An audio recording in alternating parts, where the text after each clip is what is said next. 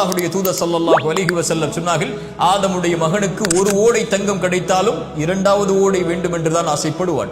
இரண்டாவது ஓடை கிடைத்தால் மூன்றாவது ஓடை தங்கம் வேண்டும் என்று ஆசைப்படுவான். அவனுடைய அந்த பேராசையை மண்ணை தவிர, மரணத்தை தவிர எதுவும் தடுத்து நிறுத்த முடியாது என்று அல்லாஹ்வுடைய தூதர் ஸல்லல்லாஹு அலைஹி வஸல்லம் சொன்னார்கள். அதனால்தான் அல்லாஹ்வின் அருட்கொடையை புரிந்து கொள்வதற்கு ஒரு நியதியை சொன்னார்கள். தூதர், உங்களுக்கு மேல் உள்ளவர்களை பார்க்காதீர்கள், உங்களுக்கு கீழ் உள்ளவர்களை பாருங்கள். அப்போதுதான் அல்லாஹ்வின் அருட்கொடையை நீங்கள் உணர்ந்து கொள்ள முடியும். அல்லாஹ்வுடைய தூதர் ஸல்லல்லாஹு அலைஹி வஸல்லம் சொன்னார்கள், அவன் வெற்றி அடைவான் யார்? அவன் அல்லாஹ்விற்கு கட்டுப்பட்டு, அல்லாஹ் ரப்புல் ஆலமீன் போதுமான வாழ்வாதாரத்தை அவனுக்கு கொடுத்து, அல்லாஹ் கொடுத்ததை கொண்டு குறைவுபடாமல் நிறைவோடு வாழக்கூடியவன் வெற்றி பெறுவான். அல்லாஹ்வுடைய தூதர் மேலும் சொன்னார்கள், அழகிய செய்தி. ஒரு நாள் காலையில் ஒருவன் எழுந்திருக்கிறான், பாதுகாப்பான நிலையில் 3 வேளை உணவு அவனுக்கு இருக்கிறது, அன்றைய உணவு இருக்கிறது, ஆரோக்கியமான உடல்நிலையை அல்லாஹ் கொடுத்திருக்கிறான். இவன் யார் தெரியுமா?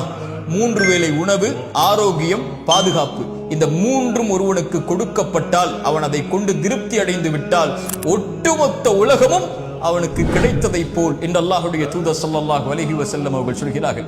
இன்று மனிதன் அது இல்லை, இது இல்லை, எனக்கு அல்லாஹ் அதை கொடுக்கவில்லை, இதை கொடுக்கவில்லை என்று அல்லாஹ் கொடுத்ததை மறந்து விடுகிறான். தூதர் ஸல்லல்லாஹு அலைஹி வஸல்லம் யாரை முன்னுதாரணமாக சொல்லுவது? அவர்களுக்கு 3 வேளை உணவு கூட தொடர்ச்சியாக கிடைத்தது கிடையாது. 2 நாள் தொடர்ச்சியாக அவர்களுடைய வீட்டில் அடுப்புகள் எரிக்கப்படுவது கிடையாது. 2 நாள் அவர்களுக்கு ரொட்டி துண்டும் எண்ணெயும் அவர்களுக்கு உணவாக கூட கிடையாது. பசிக்காக வயிற்றில் 2 கல்லை சுமந்து அந்த பசியை கட்டுப்படுத்தி வைத்திருந்தவர்கள்.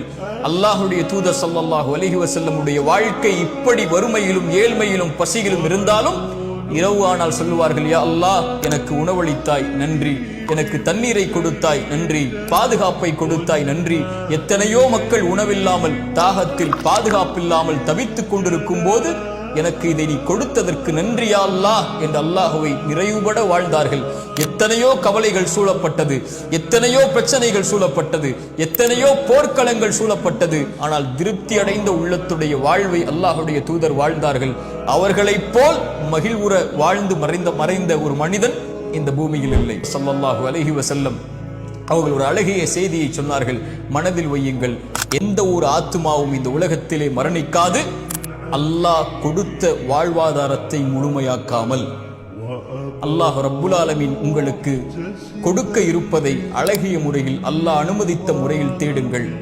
உங்களை பேராசை மிகைத்து அல்லாஹ் தடுத்த முறையில் ஒருபோதும் வாழ்வாதாரத்தை தேடிவிடாதீர்கள்.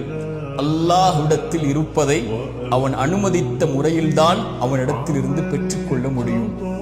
அல்லாஹ் உங்களுக்கு தேடி ஒன்றை